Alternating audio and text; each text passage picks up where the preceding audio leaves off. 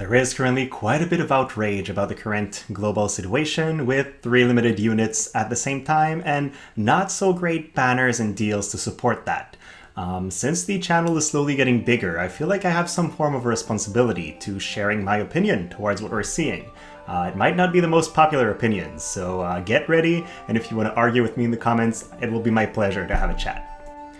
First, I don't think the issue here is how the banners aren't that great or how it's hard to get the units. Zazan and Dwayne are just as hard to get as any other double cost unit that's released right now. Zazan has normal shard cost, half rate, and an available pity, which means he's as easy to get and maxed as Black Witch Helena or King Mont. Granted, that is not easy, but it's not incredibly hard either because there is a pity. Same goes for Dwayne, except that his shards are still double cost, so if you're trying to get him and you don't have him already at 99, he's going to be super expensive to build. On that note, I don't recommend you go for him that much. What I think the big issue here is the fact that we only get a 2-week window. Previously in the last anniversary live stream, they said that they wanted to give players more time during time-limited events to build the units. They did that for Final Fantasy X. They gave us a 1-month window. Same for Nier Automata. But this time, it's a global exclusive time-limited event, and they only give us 2 weeks. Yet, for some reason, Zazan is featured as free shards for the entire month, which doesn't make sense. So on that note, it feels like we're taking a step backwards instead of a step forward. For players that are unhappy about the banners, about how hard it is to get, it's just like anything within the gacha world. You have to pick your battles and pull the unit if you really want it. I don't think I was expecting anything really different here for Dwayne and Freyevia. For Zazan, however, it's a completely different story because he's a fan-voted unit, and here comes a whole different battle. Now, to get into that, my expectations for Zazan was that he would be a regular pool unit with a cost of 100. The main reason for that is because the fanvote unit on the JP side, which is, they call her Dress Up Glaciela, but she is a permanent unit, so I was expecting us to get something similar. And then they set some form of a precedent because they handed out a card to thank us for voting, which is instantly called Thanks for the Votes Vision card, the one that I show on the left side of the stream. It was handed out for free, but players had to spend some viz to build it. So seeing that we had a URVC reward just for voting, I kind of felt like it was a community event, right? They were thanking us for voting, it was going to be a fun thing, and then the unit that everybody had voted for would be somehow easy to acquire and build, because that's the whole idea of a community event. For me, if we voted for the unit, they're like asking us, which unit would you like to have, players? And we say Zazan! And they're like, yeah, we're gonna build it, sure, it's coming. During the anniversary livestream, they gave us a preview, everybody likes how he looks, that's super cool. And then when he's finally released, instead of being a celebration where players get a gift for their fidelity and the fact that they've been involved in a community event, they get a 2-week rush window to build a half-rate unit. It feels more like a marketing initiative than a community event, and for me this is not a festival, this is a time-limited banner, and one for which we have a short window.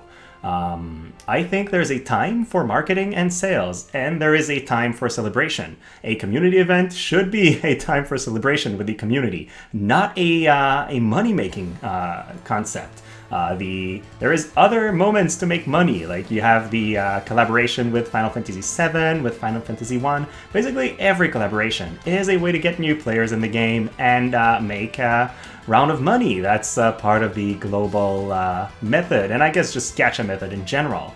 But this specific fan vote should not be something like that. Since it's all been about involving the community, it should be rewarding for the community.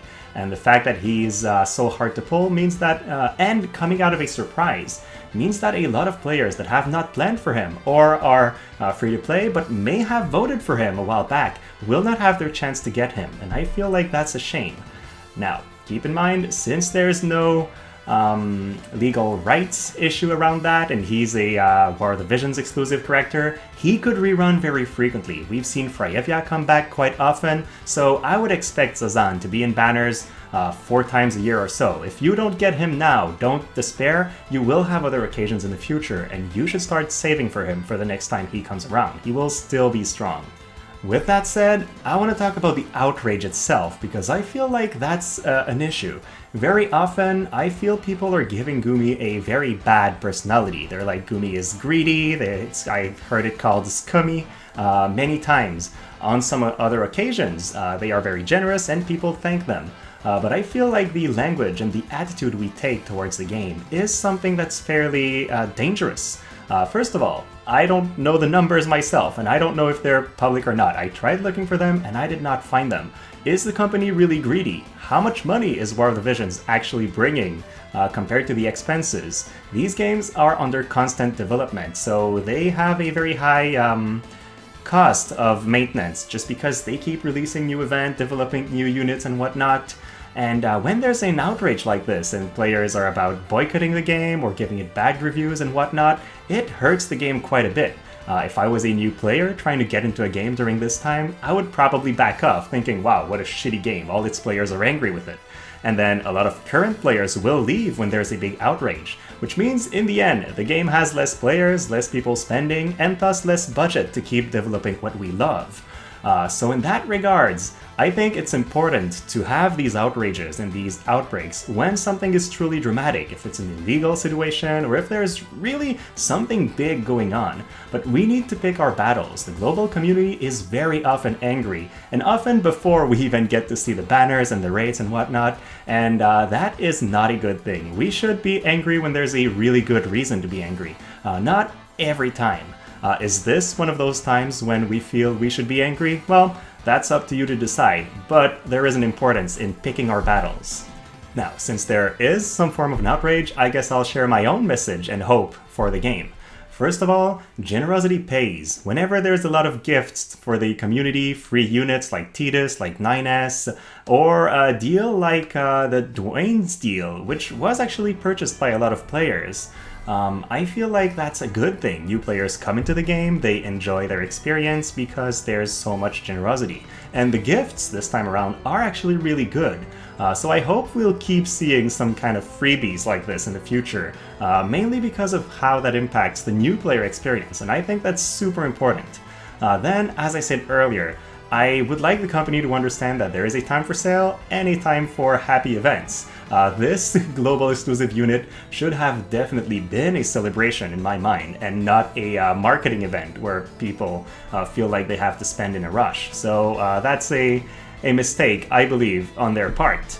And then finally, we really need more PvE and content that's very engaging and requires us to drive our accounts into overdrive.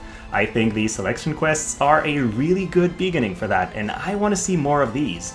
I have the impression that a lot of the development time is going into new units and new vision cards that we need to pull for and spend for, and I understand that this is the money-making machine and it's the way the company keeps going. But if only there was a lot of content for me to actually use these units in, that would be great. I want alternate objective types like hold the fort, grab the trophy and run out of the map. I want stuff like that. I want really hard missions where I can take my entire account and have some difficulty clearing it.